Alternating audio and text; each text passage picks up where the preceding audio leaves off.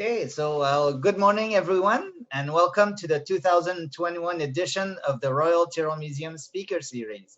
My name is Francois Thierry, and I'll be your host today. Today, the Royal Tyrrell Museum and its cooperating society are proud to present, or rather welcome back a regular of the Speaker Series, Dr. Jon Noad. Jon is a sedimentary geologist based in Calgary. Jon was originally scheduled to present a talk during last year's edition of the Speaker Series, but the onset of the COVID-19 pandemic unfortunately forced its cancellation. So we're delighted that Jon graciously accepted our invitation to come back this year to present his talk. Jon obtained his undergraduate degree from Imperial College in London, England. After working as a mining geologist in South Africa and as a marine geologist planning undersea cable routes for British Telecom in the UK, Jon completed a master's degree in sedimentology with his thesis focusing on the fluvial sequence stratigraphy of Dinosaur Provincial Park in Alberta, Canada. Upon completing his thesis, Jon returned to the University of London to pursue his PhD on the sedimentary evolution of Eastern Borneo. After completing his PhD, Jon was lured by oil companies and over the years has worked on a variety of Middle Eastern and Canadian exploration projects. He has worked for a variety of companies over the years, and through it all, Jon has always been and remains to this day a real paleontology enthusiast. So today, Jon will present a talk highlighting exceptional styles of fossil preservation.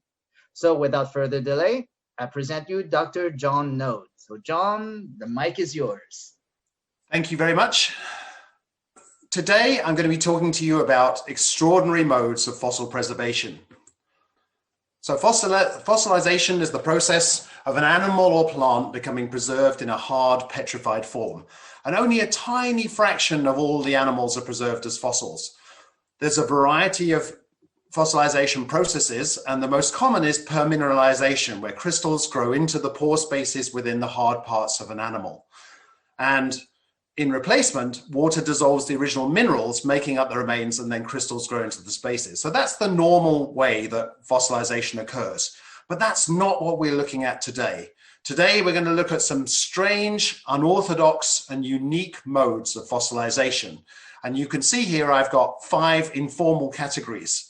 We've got mudstones and very fine-grained sediments and how they fossilize, nodules and cementation. We've got mummies and encasement of fossils.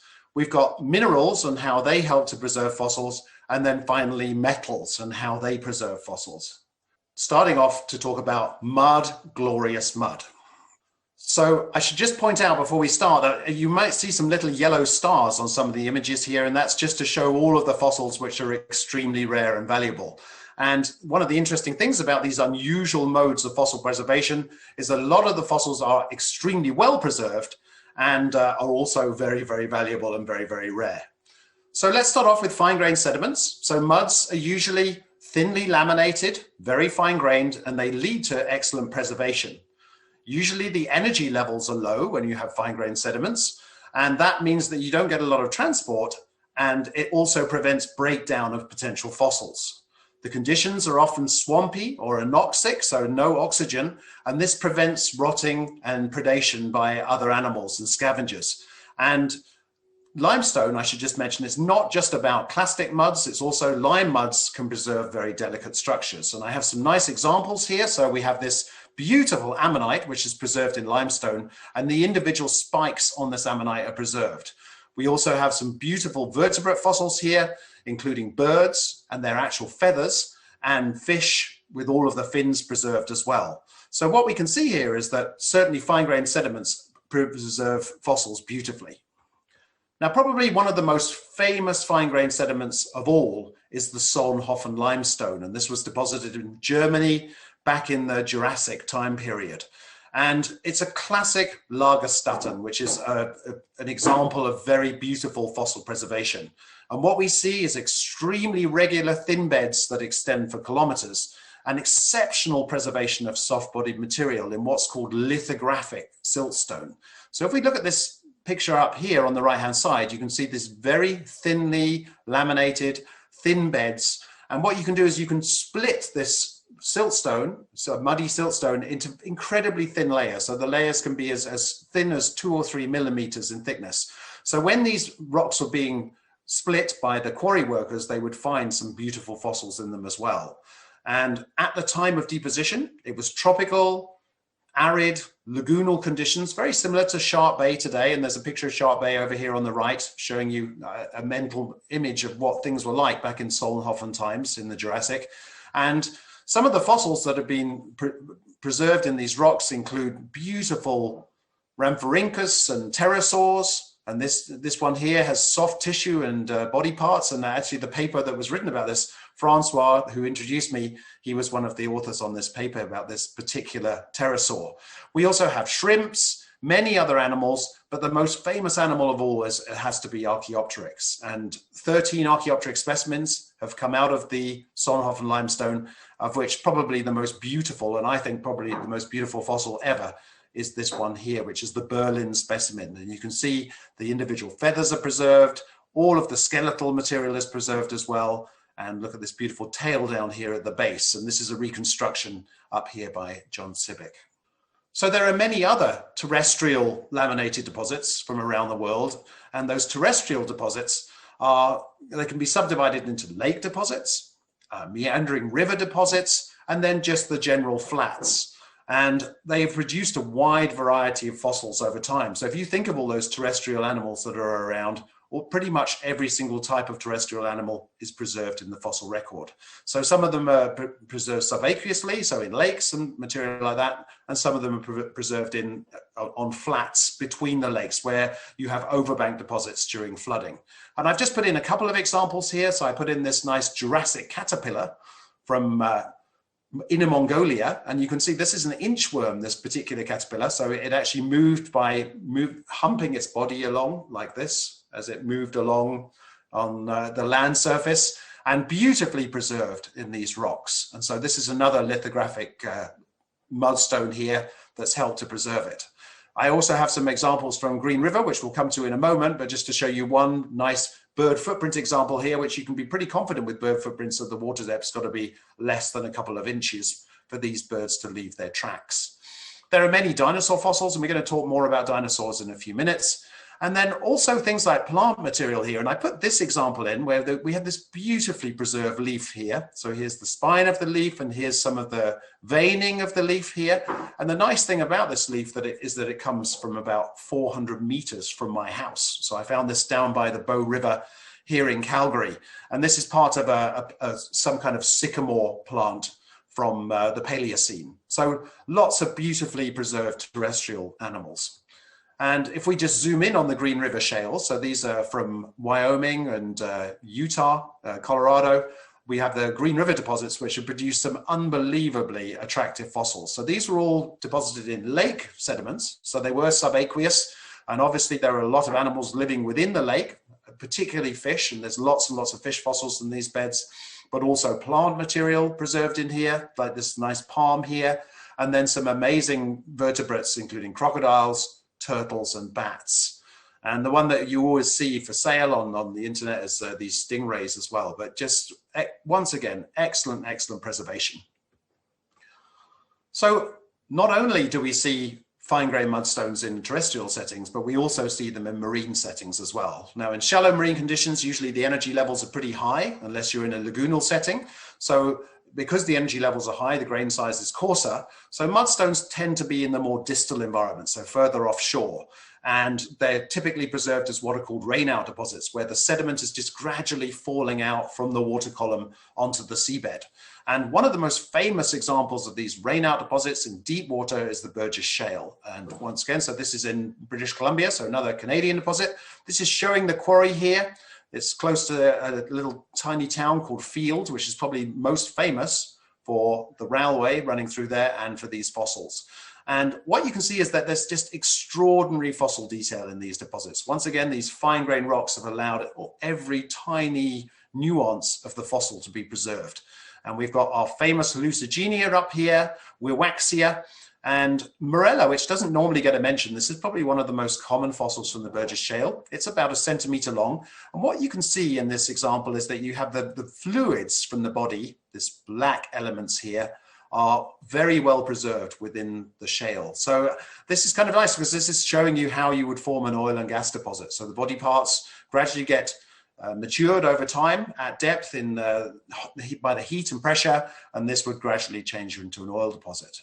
So what's nice about these particular fossils is that if you gradually scrape off 1/100th of a millimeter at a time, so you scrape off layer by layer, you actually make your way through the fossil. So the fossil is preserved in 3 dimensions. It's very squished, but it's not completely squished. So you can actually look at it layer by layer by layer as you go down through the sediment. And while that destroys these fossils, it does permit us to get a very nice 3-dimensional picture. And I just put this example in from Australia showing eurypterids. So this is a giant lobster-like animal, sea scorpion-like animal. And these could be up to 6 feet in length, and they are also beautifully preserved. So deep water deposits can be great. Changing course a little bit here, another fine-grained deposit, but this is another terrestrial deposit, and this is volcanic ash deposits. And probably the most famous volcanic ash deposit is not something that you'd immediately think of as fossilized, because it's only from AD 79, but the ash that came from the destruction when Vesuvius erupted and destroyed Pompeii and Herculaneum back in just AD 79 preserved a lot of fossil material as well. So what we see here is that we have a dog preserved in, and what they did was they found voids within the lava and the ashes that were deposited in the town, and they filled these voids in with plaster. So they got a cast of what had been preserved, and the cast showed a lot of human bodies, sadly. Around 2,000 humans were killed in this eruption, but also animals. And I believe that one of the presentations this year was about some of these animals and the pets that the Romans had within their houses. So this is a nice example of something quite recent. And then if we go back further into history, then we'll find other ash beds. And this particular ash bed here is from the Ashfall fossil beds in Nebraska. And this was formed by an ancient eruption that led to another ashfall deposit. And the ashfall trapped rhinos, horses, camels, a lot of smaller vertebrates as well, and also plant and invertebrate material. And this is a reconstruction sitting here of some of these animals. And this is showing the amazing fossil deposits that were preserved in the ashes as well. So you can see that there's these small horses here, and the ash itself probably came from an eruption in Yellowstone. So fine-grained sediments in the terrestrial record also preserve trackways and impressions. So fossils are not just about the body fossils, but the traces as well. And in fact, I talked about them in a previous talk in this speaker series. So I've just included this one slide just to talk a little bit about trackways. And you need the conditions to be just right for trackways. Not too hard and not too soft. If they're too soft, then you just end up with a mulch, with a big gloopy mass around your foot, which doesn't preserve a good track. And if it's too hard, you won't leave a track at all. So you need the right hardness, the right amount of moisture content. And then ideally, if you have a muddy sediment, you'll allow that to get baked in the sun first to harden up the footprint before it's filled by sediment and buried. So here are some examples of some of these, the way that this fossilization happens. This one is from near Denver, and you can see in the Morrison Formation, you can see some beautiful footprints that are preserved in here on actually quite a coarser substrate. So the coarser substrate has had time to cement up and preserve these footprints before more layers were deposited. We also have this example here from my PhD area in Borneo, where what's happened is that you've had an interface between a mudstone and a sandstone, and the animals made their footprints into the mudstone, and then the layer between the mudstone and the sandstone was cemented up by ironstone, so iron carbonate. And the iron carbonate has actually glued the footprints to the basal surface. So it's actually permeated into these footprints slightly and created a cement, which has helped to preserve these footprints, which are just made out of sort of sandy mudstone, and it's helped to preserve them. And we'll talk a lot more about iron and the importance of iron in preserving these sediments as we go forward. Another example of how fine-grained sediments can preserve impressions is not just footprints, but also the skin impressions here. And this is a beautiful skin impression from the Grand Staircase in Utah from a hadrosaur. So we've got a lot of information about how dinosaurs appeared and what their skins were like just by looking at these kind of impressions. And there are similar impressions here in Alberta, in Dinosaur Provincial Park and elsewhere. So next we're going to talk about cement and nodules. And this is just an example from the UK. And what you find is that a lot of places when you have muddy sediments is that if you have organic material within the muddy sediments, that acts as a nucleus and concretions form around it. So if your organic material is a fossil, which obviously is going to be some kind of fossil rather than just pieces of plant material, then the fossils can be encased in these concretions, and that can really help to preserve them. So cement can preserve features that would otherwise be lost. And nodules can also preserve three-dimensional forms. And I've got an example here from the Bencliffe Grit in Dorset in the UK, where you can actually see the crossbeds in this sandstone are preserved within this nodule. So the nodule is cemented up very early, and that has helped to preserve the crossbedding. And typically these nodules are formed out of siderite, so iron carbonate, which is just absolutely essential for forming really nice nodules, although you can also get them preserved in flints as well, in silica. And looking at some examples here from just logging style, so this is from core. And in the core, you can see these bright areas here. These bright areas represent siderite nodules. So these are rounded nodules, very similar to the one from the Bencliffe Grit. And then here from FMI data, so this is resistivity data that you'd see in a borehole, we can see that the nodules are picked out as well. Now, one example, one very important example of an animal that's preserved in cemented ironstone, and it's preserved as its 3D format, is Borealopelta. And this has been talked about by people who know a lot more about this animal than I do, so I'm not going to go into it in detail, but this magnificent three-dimensional dinosaur specimen at the Tyrrell Museum, one of the reasons why its three-dimensionality is preserved so well is because this whole interval here was cemented up. And that made it much more difficult to prepare, to actually remove this cemented rock from the bone, though it at times was even softer than the matrix, but nonetheless, it's given us the chance to see this animal in 3 dimensions. So there are lots of examples of nodules and nodule deposits around the world with good fossils inside them. And one of the most famous is the Mason Creek Formation around in Illinois. And this is Carboniferous, so around 350 million years ago. And what we had was that we had river systems making their way out into a kind of deltaic setting. And so what's nice about this is that you have a lot of terrestrial animals in here, and you have some marine animals as well. And I've just put a few examples in here. There's actually over 400 plant species and 320 animal species have been recovered, and pretty much all of them were recovered from concretions or nodules. So if anyone wonders what that definition is, it's basically a rounded mass of cemented sediment. And you can see a nice example here with these 2 fossil scorpions here that were preserved within a nodule. And then another example here of a nice spider. And then beautiful fern leaves are preserved in these nodules as well. So there's a whole variety of animals and plants that are preserved within these nodules. And it really does give you a chance to see them almost in 3 dimensions. So another example of cementation is Scipionics. And Scipionics it's a dinosaur that was found in Italy by an amateur paleontologist. And unfortunately, he tried to prepare it himself and even put a fake tail on, which didn't really help matters. But nonetheless, this was the first dinosaur to be found in Italy. And it's the only example of its species. It's a bipedal predator. And it's estimated that the animal was only around 3 days old. And what is incredible about this animal is it has absolutely unique preservation of large areas of petrified soft tissue and internal organs like muscles and intestines. And they even found half-digested food, lizards and fish within its gut. So it had already started eating at 3 days old.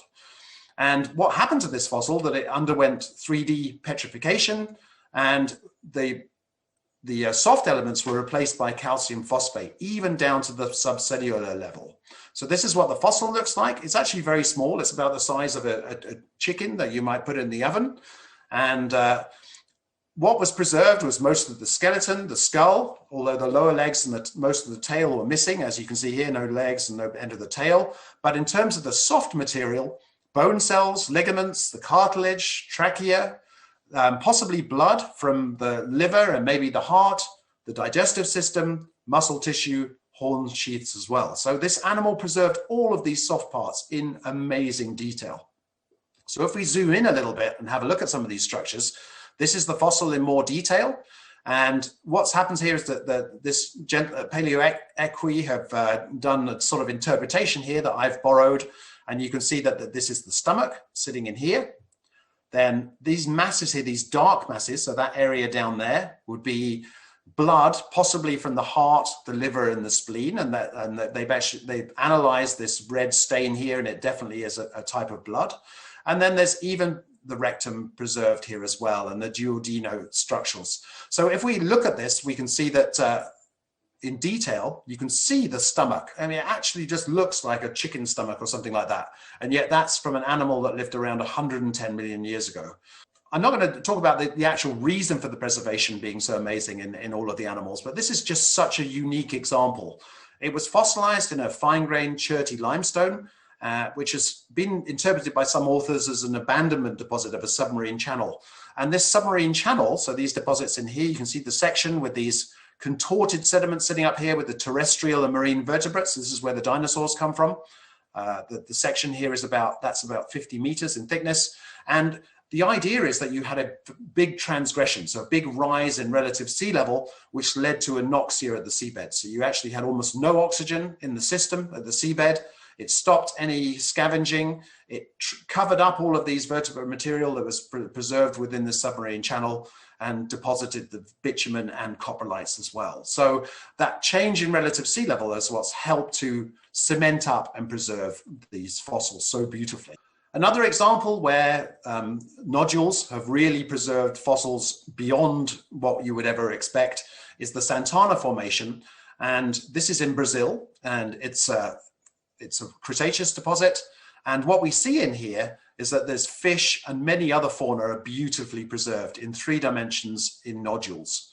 And so the nodule has preserved the 3-dimensional structures. And I have an example here, which is from Katowiki. So this is I believe, a German company that was selling this fish. And once again, I'm not quite sure about the legality of the sale of this fish, but nonetheless, this is an absolutely stunning 3-dimensional fossil.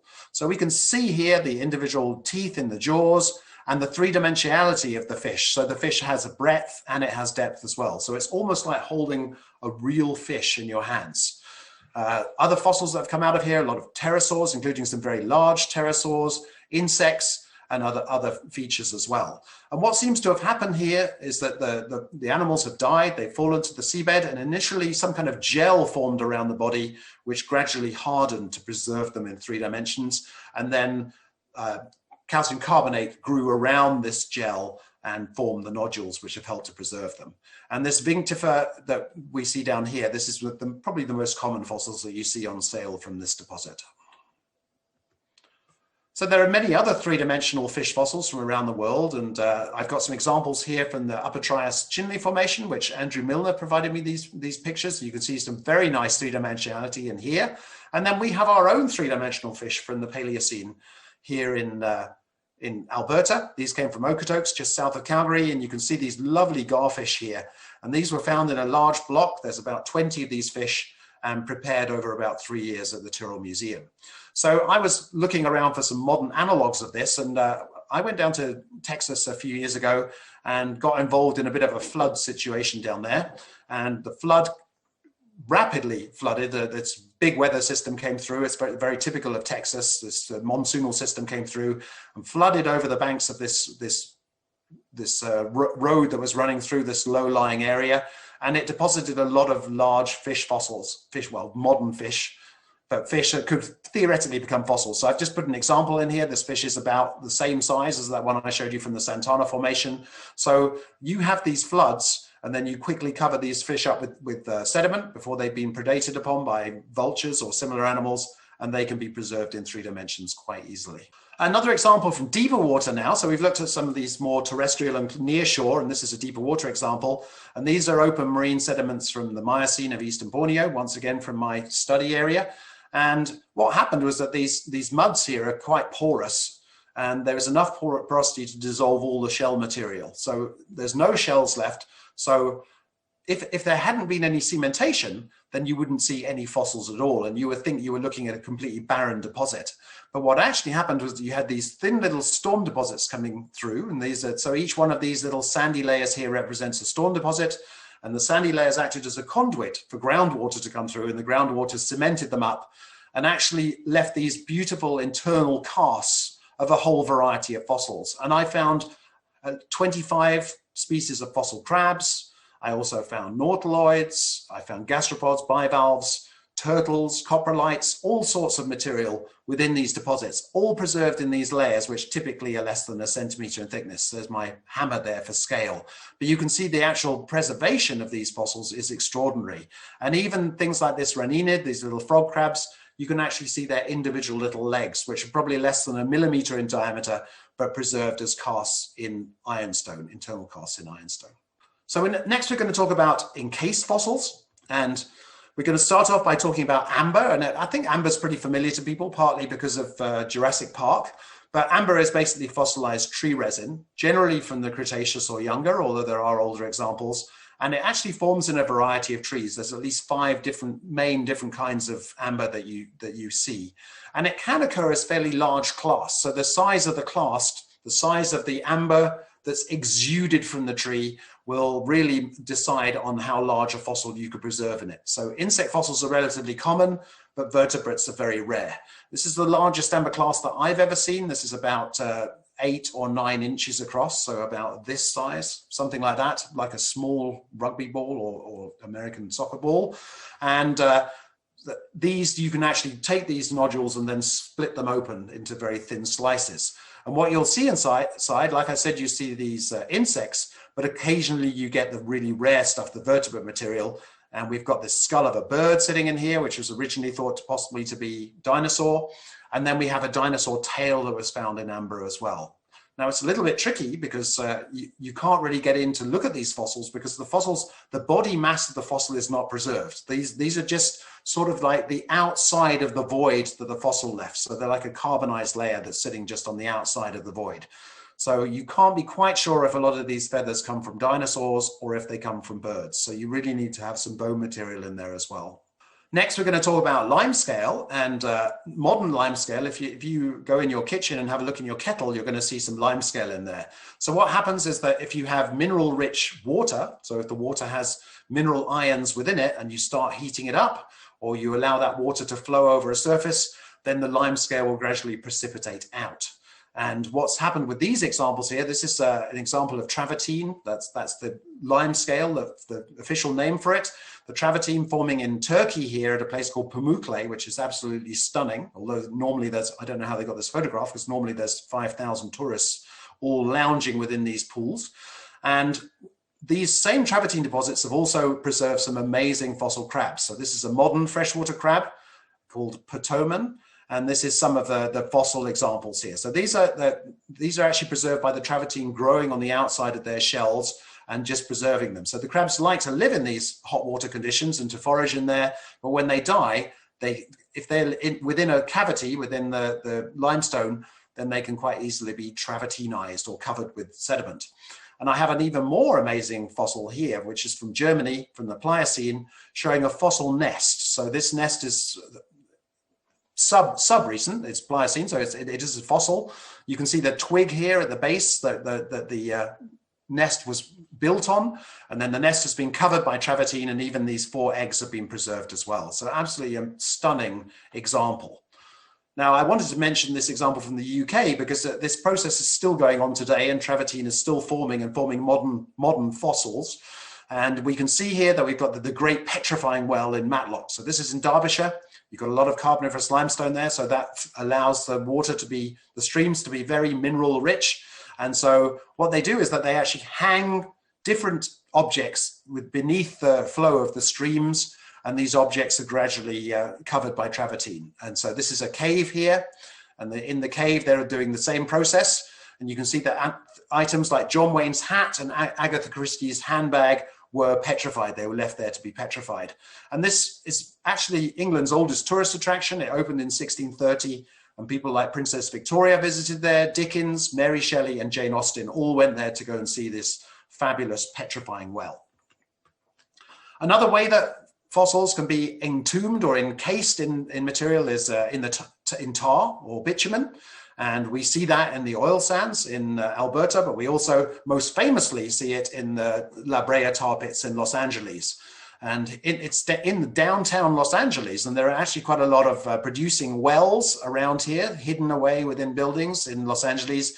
But in this case, we've got these big tar pits sitting here, and they are fed by oil that's leaking out of the Salt Lake oil field, which is sitting around a kilometer below the surface in this area.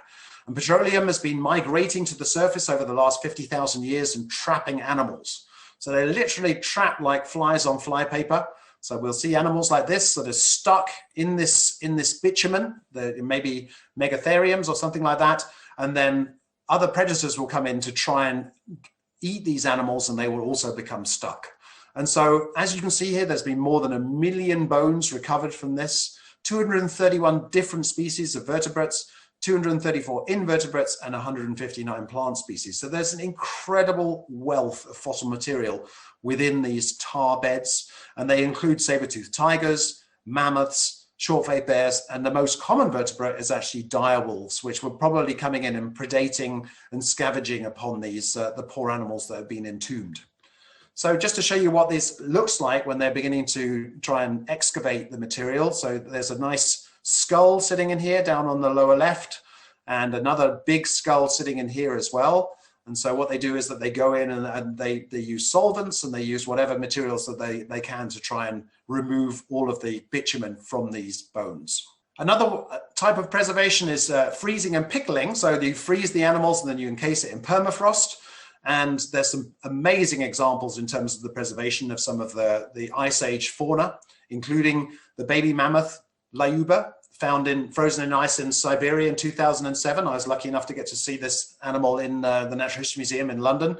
And analysis of this little baby, which she was only about a few weeks old, suggests that she choked on mud in water. So it's most likely that the baby mammoth was walking across the ice and fell through the ice, choked on the mud in the water, wasn't able to get back out again, and bacteria pickled her and deterred scavengers as well. So there wouldn't have been nice tasting meat. And then another example here is this wolf pup that was found in the Yukon in 2016. And the chap initially thought that it was an animal that had fallen down the mine shaft, and only later realized that this small wolf pup had actually been fossilized around 57,000 years ago, and then preserved within the permafrost. And the diet for this animal was revealed to be salmon.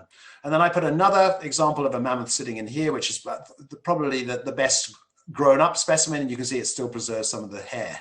Now, one of the things that I found quite interesting, there were quite a lot of rumors of eating mammoth meat, and I always thought that would be an amazing thing to do. And in fact, my mum's best friend, her grandmother was on an expedition to Siberia, and they allegedly ate mammoth meat on this expedition. So I was kind of thinking, is it possible? Could you go to Siberia and actually get to try it? But apparently the fat in the meat turns to adipocere, which is called corpse wax, which smells rancid.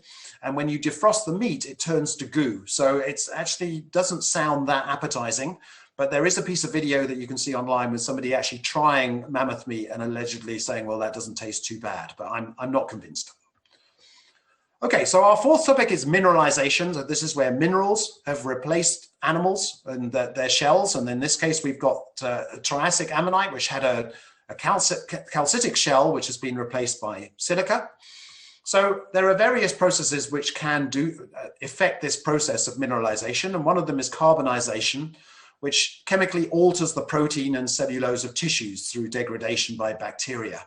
And that's basically the process finally leads to coal on a larger scale, but it also leads to these beautifully preserved fossil plants. So the reason that fossil plants are usually black is the carbon from them has been chemically altered and preserved as a thin sheet of carbon on a bedding plane. So this is where these fossils have come from. And you also get carbonized fossil wood. This example, once again, is from Borneo, and you can actually see the rings within this wood as well. Graptolites can also be carbonized. And then, as I mentioned earlier, it's also possible to carbonize fossils within amber. So this fossil ant here is just preserved as a carbon layer on the outside of the void in which the and created when it was fossilized within the amber. So there's actually a hole in there with a coating of carbon around the outside. So there's no point in trying to go into the amber to get material, because the material is actually decayed and is no longer there. So the idea in Jurassic Park that they got the DNA from the amber is not really realistic. Glass is another way. So silica, it can replace animals. And this is one of my favorite fossils that I have in my collection, where I found this sea urchin. And what's happened with this sea urchin, it's an internal cast. So this is what your normal sea urchin would look like. This is a heart urchin from the Cretaceous, preserved in the chalk. And then what happens is that you have a lot of glass sponges living within the sediment mass within the chalk. And the glass sponges, they gradually they die and they decay and they fall apart. And you end up with lots of tiny glass spicules within the ground mass. And what's happened is that these glass spicules have made their way into the sea urchin through the anus here. And they've gradually filled up the inside of the sea urchin. And you can see the lower part has been filled up with coarser sediment. So that's not transparent. But the upper part of the sea urchin has been filled in with complete silica. So it's literally just pure glass making up the top half of the sea urchin. So that is what I would call a glass fossil. More examples of glass, some of these lovely brachiopods here. So these brachiopods are from Texas, and their feeding mechanism, which is called a lophophore, which is this battery here of thin lenses, which probably had cilia on them, which they got food out of the water column. And they're very flimsy and very thin, but they've been preserved because of silicification of the originally calcitic structures that were in there. And then glass sponges from Poland. These glass sponges have also been nicely preserved because of the high silica content within them. And then another example where silica has helped to preserve things is in the woody stems of plants. And the best example of that is from the petrified forest in Arizona. And you can see that you've got this beautifully preserved wood that almost looks like real wood, but it's actually all been replaced by silica here. You can see the layers of silica, you see the rings of the plant have been preserved, and the beautiful coloration as well. And then another way, which is also a form of silica, but a very specialized form of silica, it's a hydrated amorphous form of silica, is opal. And the opal mines in Australia, particularly at Lightning Ridge, have yielded some amazing Cretaceous fossils where they've been opalized. And I've got, this is from a mangrove lobster here, this is cones, these are crocodile teeth, gastropods, and then there's also vertebrate fossils within here as well. And it's actually not a very nice environment. It's very, very hot and dry there. The shafts are obviously often 40 to 50 meters in depth, but nonetheless, this opal is incredibly expensive, so it makes it a worthwhile procedure to mine them. So these two belonites here would probably sell for around $4,000 or $5,000 just because of the opal content, let alone the fossil content. So some of the fossils that have been found in this, that have been opalized, include dinosaurs and a new species of hadrosaur called Fostoria, around 5 meters in length. So we have a toe bone here. We have a really nice vertebral column, and you can actually see the opal there, beautifully preserved. And then we also have opalized teeth and this nice bone here from a Muttaburrasaurus leg. And there's a famous opalized plesiosaur called Eric, and he's named after a song from Monty Python, Eric the Half a Bee. And Eric is pretty much opalized from head to toe, and he's on display in a museum in Lightning Ridge. And then finally, Australia's oldest mammal jaw was also found as an opalized specimen. So we're going to finish off by looking at metals and some of the metal replacement. And this obviously goes back to the iron that I was talking about, but some other metals as well. So fossil metal, this is a process which is permineralization, but it's a specialized form of permineralization because it's pyrite or various iron oxides. And it occurs when oxygen is absent. There's lots of sulfates around that can be reduced by microbes, and there's dissolved pore water as well with lots of iron in it. So there are rumors of a copper also replacing fossils, and you can see this copper scorpion here, but I think that this is a total fake. So I don't think that I would be too worried about finding copper fossils, but iron definitely works. So one form of pyrite preservation, so this is iron sulfide, and here the iron sulfide is preserved soft parts of these animals, and this is from New York State, where you see these beautiful trilobites. They're called triarthus, and they are famous from these quarries They were discovered by this gentleman, Mr. Martin, who went to the quarry and looked for these fossils. He'd heard rumors that the fossils were well preserved, and he found a lot of the soft parts were preserved. So you can see the little legs here, just amazingly preserved, and even more unbelievably, some trilobite eggs. And the eggs are only 200 microns across, but their actual structure has been preserved because of the very, very detailed replacement of the soft material by the pyrite. More pyrite here, more examples of pyrite. We have some pyritized brachiopods, ammonites. Crinoids seem to be particularly susceptible to pyritization, and that helps to preserve the structures as well. And then these are from the London clay in Sheppey. And the unfortunate thing about these is you find these beautiful pyritized seeds, but unless you store them below silicone oil, the pyrite disintegrates. So it oxidizes and disintegrates. And I found some beautiful fossil seeds. I went back to look in the drawer a few months later, and they're basically turned to dust. So you have to store them under oil, and these ones have been coated in gold for CT scanning, but nonetheless, you can see the level of preservation here thanks to this pyritization. And then, very, very unusual indeed, but here we have an example of gold preserving some structures. And so when I worked on a gold mine in South Africa many years ago, we were looking at deposits around 3.2 billion years old. And normally they're just these nice conglomerates here with disseminated gold within them. But every now and again, you'd find these carbon seams. And these carbon seams, as you can see by this visible gold here, were extremely rich in gold, up to 30 kilograms a ton, which is around $300,000 a barrel if you do the math. So what happened? Why is this carbon here? Well, we think this carbon was originally formed by algae as an oil deposit. And then the oil over the 3.2 billion years was gradually matured and degraded to form this carbon. And then the gold forms an amalgam with the carbon. So we basically have fossilized algae here forming this carbon. You can see that's the vertical structures in here from the algae. And then the gold comes in and the gold fills in any pore space. So there's tiny little layers of gold in there and a whole layer of gold sitting in here. So that's probably about the richest deposit we're going to see. And before we finish, I just wanted to mention another example of just weird preservation in the Valley of the Whales in Egypt, where hundreds of whales have been preserved as skeletons, plus a whole plethora of other animals, including sharks, crocodiles, turtles, sea snakes, and fish. And I think, once again, this is not probably due to stranding. I don't think this is a stranding event. I think this is something to do with changes in relative sea level. And I think that's one very important feature for helping to preserve a lot of these extraordinary fossil deposits. So I'm going to conclude and summarize. So we've seen that there are extremely varied styles of fossilization, and there are several common themes that we've seen. Many occur in a preserve due to these changes in relative sea level that I just mentioned. So if you flood deposits very quickly, take away the oxygen, cover them with sediment, then that helps to preserve all kinds of fossils and also allows cementation to occur and to permeate. And early cementation is the most important because that has the potential to preserve fossils in 3 dimensions.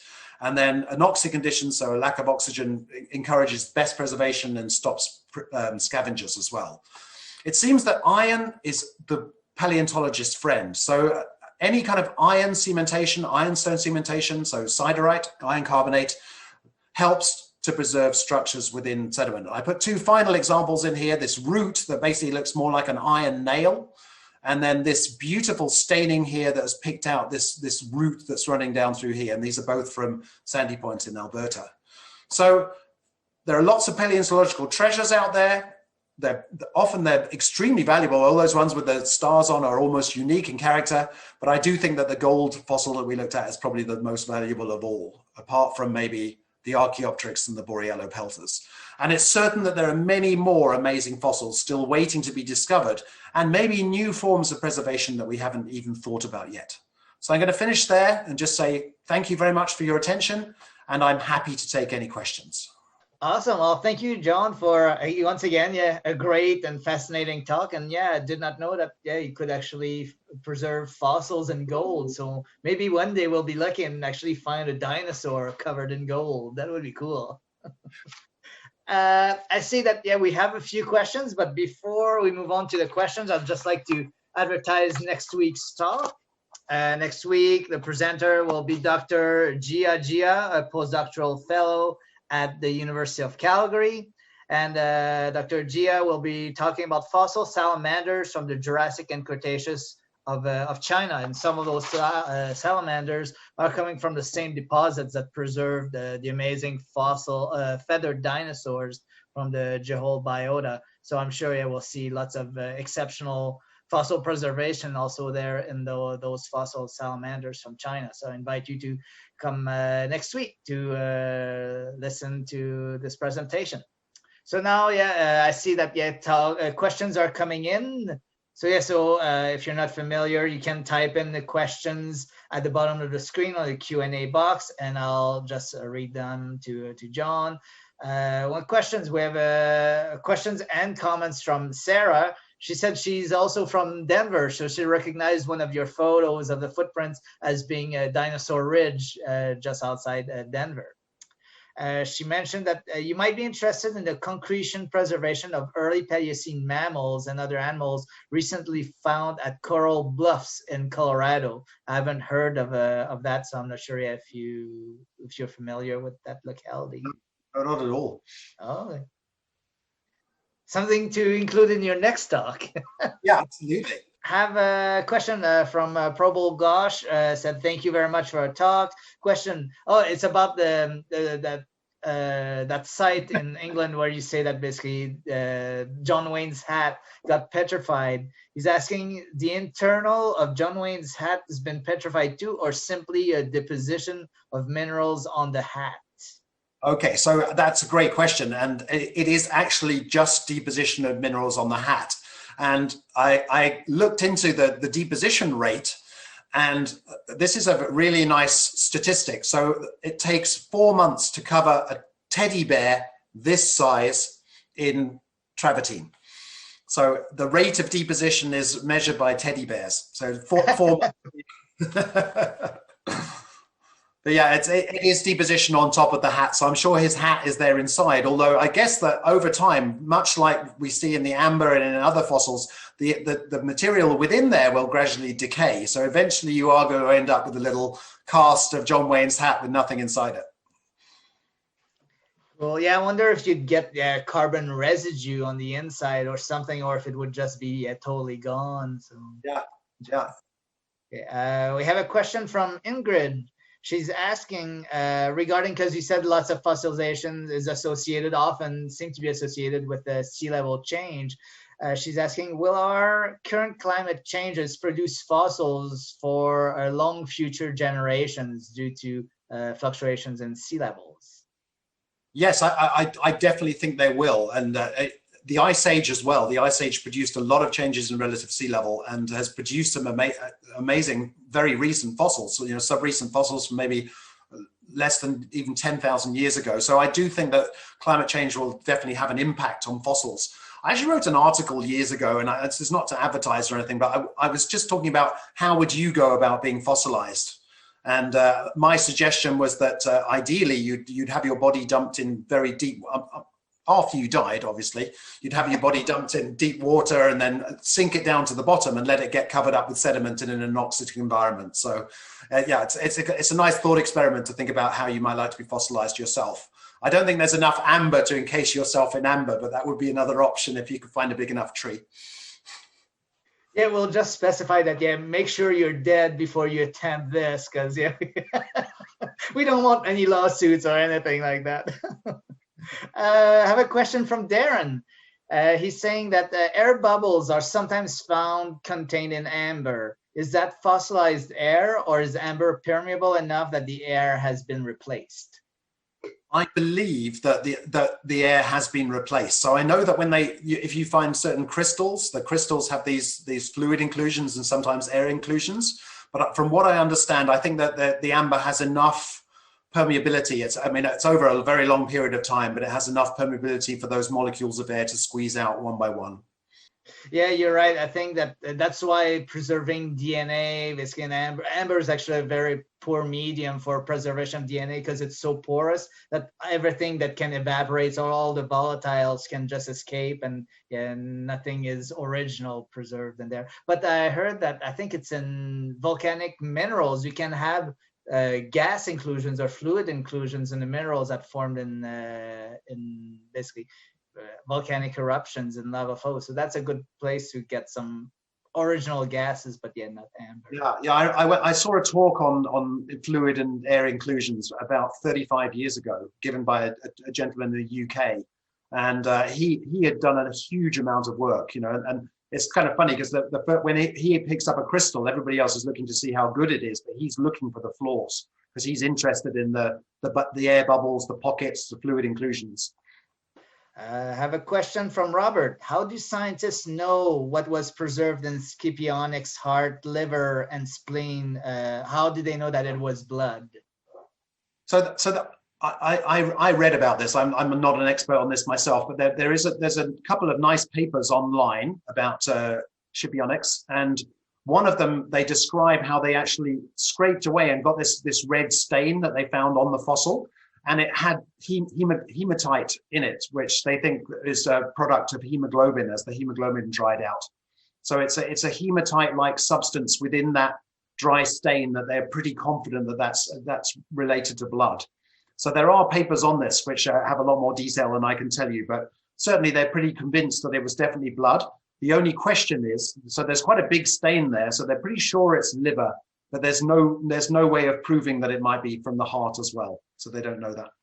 Let me see. I think, wow, we made it quick. I think we made it through all of the questions that were submitted. So good job, Jon. You did such a great job that it was crystal clear, and nobody had really questions to follow through.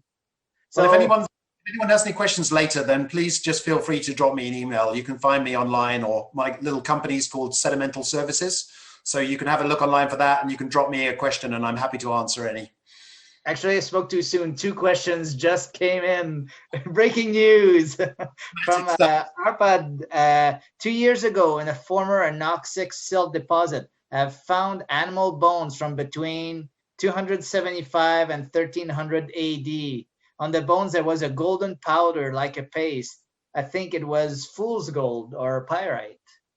Yeah, I think pyrite takes quite a long time to form. What it could be is, it sounds to me like if there was siderite in that, so if there's iron carbonate, if the iron carbonate has a little bit of sulfur in it, then the sulfur tends to precipitate out as a kind of yellow powder.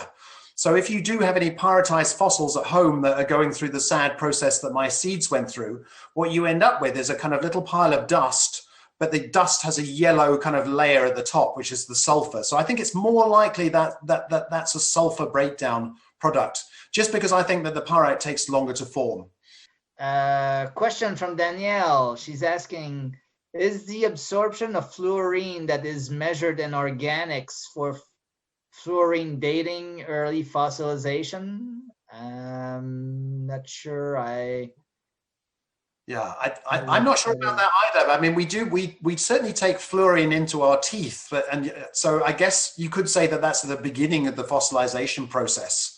But I'm not sure whether you could have a fossil that was, dominated by fluorine as the medium for preserving the structures. I need to talk to somebody who knows more about geochemistry than I do, I think, for that one. Okay, excellent. We have a question from Joanna. What is your favorite type of preservation? My favorite rock that I showed you, the 2 favorite rocks that I showed you guys today was that gold sample. So anything with lots of real gold in it is obviously a favorite. But I think the one that I love the most is that sea urchin, because there's the sea urchin. It's such an amazing thing to have a fossil that's totally made of glass. And the nice thing is, because it has that darker layer at the bottom, it's also a geopetal structure. So it shows you which way up it must have been, because the coarse material must have filled up the bottom of the sea urchin, and then the glass filled up the top. So it's a way up structure as well as being a glass fossil. So I think, yeah, my favorite is that glass micrasta. Yeah, that's an awesome specimen you got there. What are the laws in the UK? Are you allowed to? Well, I presume you're allowed. It's allowed to collect fossils that you find on the cliffs, or are there some special laws associated maybe collecting vertebrate fossils? Well, what they've done in some places, they've got a rule that you're not allowed to use dynamite because some German geologists went to the Lyme Regis, which is famous for Marianning and for the amazing marine reptiles, and they actually started blasting the cliffs. So they made a rule about no blasting, but as a surface collector, you can go and collect pretty much anywhere in the UK. And then if you believe that it's of scientific significance, you have the onus is on you to contact a museum to get them to come and look at it.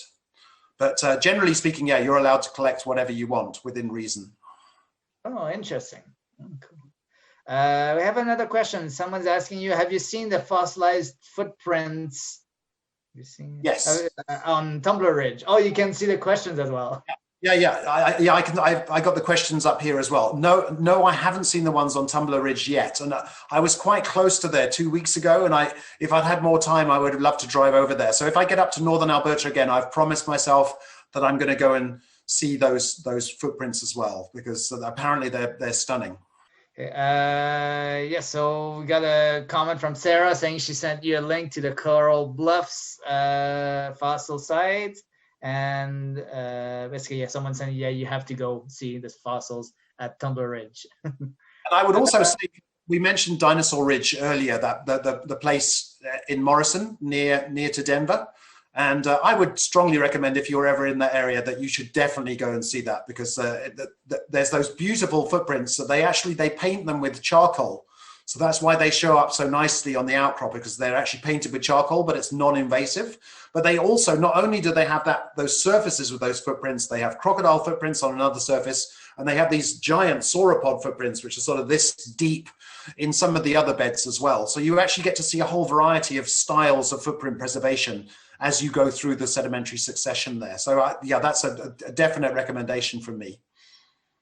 Yeah, I remember stopping. There was actually a pull off from the highway, a road stop, basically, that as the highway was going through a crest on the mountain, I guess would have been west of Denver, but I don't remember seeing the footprints. So maybe I went to a different stop, but yeah, you could see the geology really well there. But yeah, something definitely to visit.